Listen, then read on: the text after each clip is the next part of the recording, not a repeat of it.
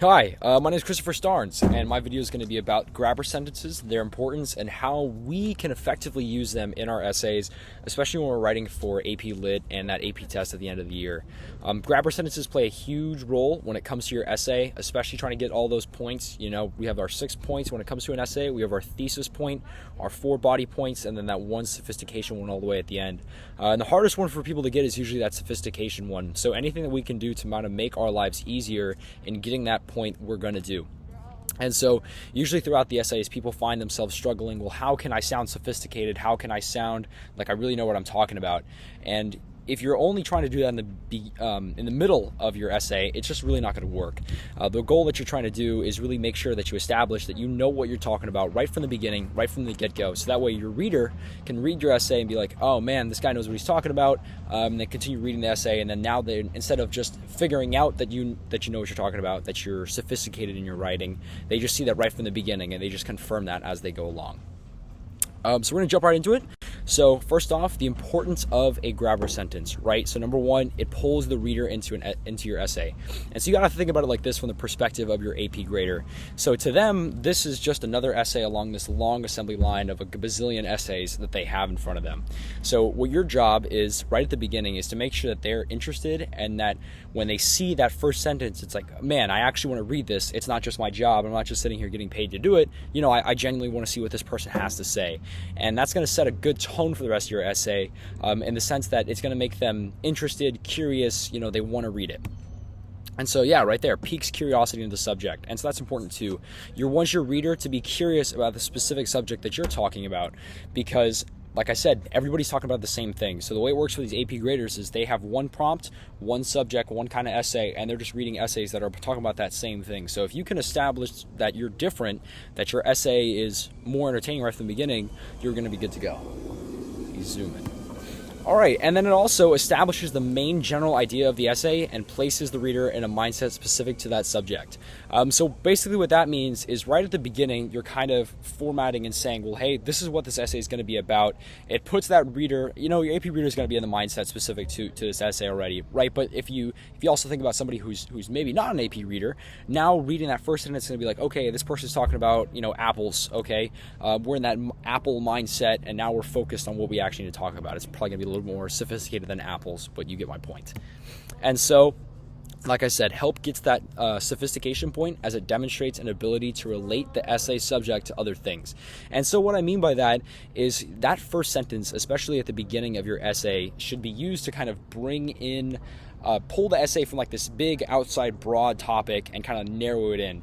And if you've ever had Mr. Bretto, he'd come up with, or he had this like little like diagram that he would show. It looked like, I think I can draw on here, so I think I'll draw it. So it looked like this, and he would do like this kind of thing, and he'd go like that. And so essentially, it was a lot better drawn than this, but you get my point. So this was your introduction right up here, and then right in here you had your body. That's that line right in the middle. And at the end, you know, where you have like the bottom 2 legs, that's your conclusion, right? That's when you're kind of taking the whatever subject, the essay, and you're kind of bringing it out to be more broad. And so at the beginning of the essay, if you can kind of take, you know, whatever broad subject that you're talking about and kind of narrow it in, so that way, instead of your thesis being right at the beginning and you're just going from, you know, from nothing to literally the point of the author's, you know, whatever they're trying to say, you know, you're jumping right into it, right? You know, you're going face first right into the deep end. You know, that's not necessarily the best thing you want to do. Take it slow, and that's what a grabber does. You know, you're, like I said, you're bringing it in from like general, more specific, and it just makes it easier to read, a little bit more enjoyable to read, because like I said, these AP readers, they're sick of these essays at this point. So you want to make sure that you're standing out and that your essay is smooth and it flows pretty well. All right, so then we have the do's and don'ts of grabbers. And so basically, the best way I can kind of describe a grabber to you is not by giving you like the hard facts and stuff like that. It's just by literally saying, don't do this, and to give you some examples at the end, that's what we're going to go over. So first thing, right, and this is pretty obvious, but you should basically get this, place it as the first sentence of the essay in the introduction, right? You don't want your grabber in the middle of the essay, right? That just makes no sense. This one's pretty straightforward, pretty easy. Hopefully nobody would be confused about this. And so another do is establish the context of your essay. So if you ever had APUSH before, and so this is a AP Lit's a senior level class, so you probably have at APUSH. You know, right at the beginning, especially in those DBQs, you know, you're doing that contextualization, and it's kind of tedious a little bit, but it's really important, right? Because it establishes kind of what the frame of the essay is going to be about. And if you can do that here in an AP Lit essay, take these things that you learn from other classes and kind of incorporate that into an essay that you really wouldn't think would be related, it's going to look really good.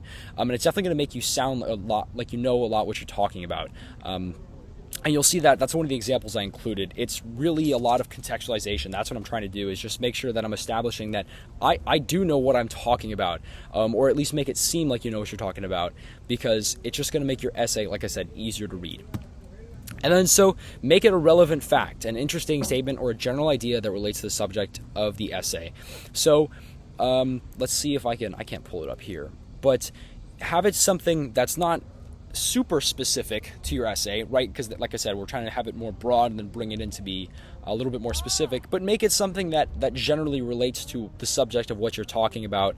Make it something that relates to it in some sense, so that way when the reader transitions from your grabber sentence to your thesis or whatever next sentence you have introducing the passage or poem or whatever it is, it makes sense. They relate to each other, and that's what you want it to be like. Again, that's the point of a grabber, right? We're just trying to, like I said, and I know I keep repeating this, but it's super important. We're trying to take it from broad and bring it into more specific information.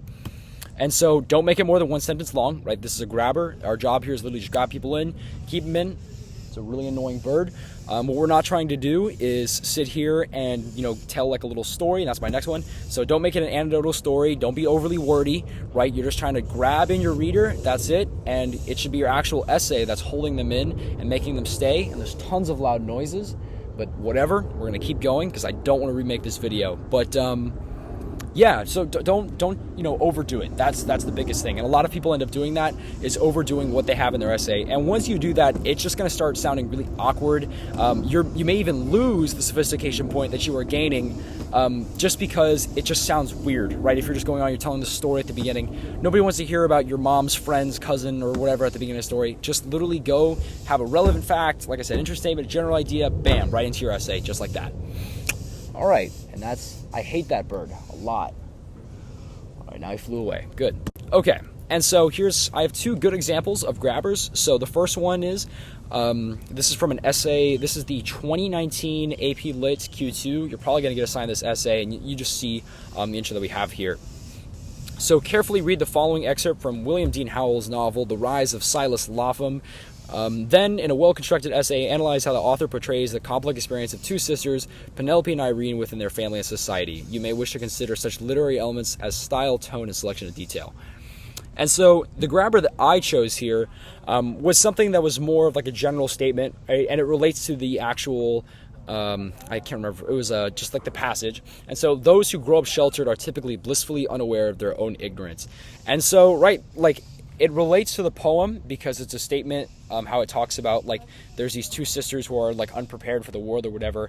And so that's how you can see the grabber relates to that. But it's not just like there are two sisters who are unprepared for life. That just sounds boring. But it's those who grow up sheltered are typically blissfully unaware of their own ignorance, right? That's a pretty, like, broad statement. That's a pretty big statement I'm making there, saying, like, oh, wow, people who are sheltered or grow up, unaware of certain things. And what that's going to do is going to pull in your reader, because they're going to be like, wow, that's interesting. That's a cool statement. How does this relate to the essay?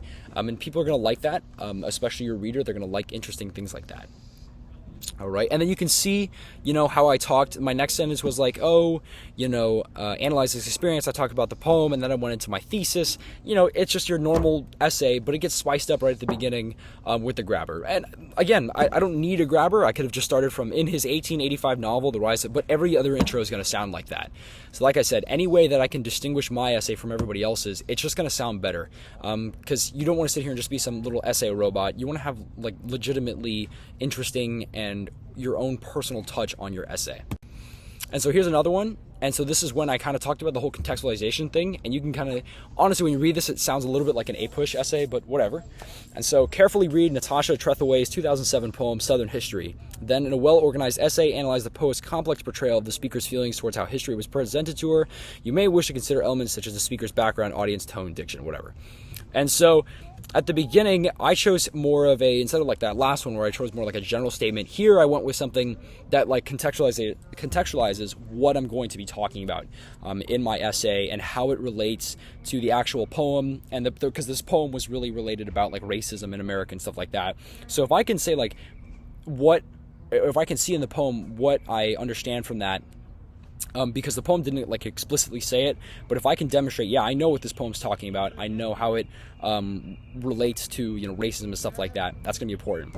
So I went with, although the events of the civil rights movement during the 1960s produced great strides for African Americans, racism still lingered all throughout America and especially in the Deep South, right? So this is an important statement, and it's something pretty huge because it says, well, this is what's happening, this is what this poem is writing about, and this is how the poem went about, you know, establishing what it was trying to say. And so at the beginning, right, it's nothing too complicated. Literally sounds exactly like an APUSH thing. So I'm just talking about what happened, and what it's doing is setting me up so I can talk about how the different parts of the poem, how they're so important and why they're so effective when it comes to, you know, saying and doing what the author wants her poem to do. And so I'll jump right into it. So in her 2007 poem, Southern History, you know, just your normal plain intro. But it gets spiced up by that statement at the beginning because I'm able to say, well, hey, I know what's happening. I know what's going on here. And then I just go about and write about it. And it sets me up, especially as a writer, you know, if I can say at the beginning, if I can have this like boost of confidence, say, oh, I know exactly what this is about, and I can continue on with that, it's really important. You don't have to be a history buff. You don't have to know tons of stuff. Like, you know, you don't even have to put like dates or anything. You literally just be like, racism was in America at one point. You know, something along those lines. As long as it relates to what you're trying to talk about and what you're trying to say, it's going to work pretty well. And that's it. There's really nothing else. Grabbers are really simple. I was somehow able to talk about it for 11 minutes while being screamed at by a bunch of birds, but whatever. You know, I'll continue prospering, continue dealing with this. And so, yeah, if you have any questions, obviously, you know, ask Ms. Cabrera or anything like that, but grabbers aren't too complicated, and go out and get some 5s on your AP Lit test.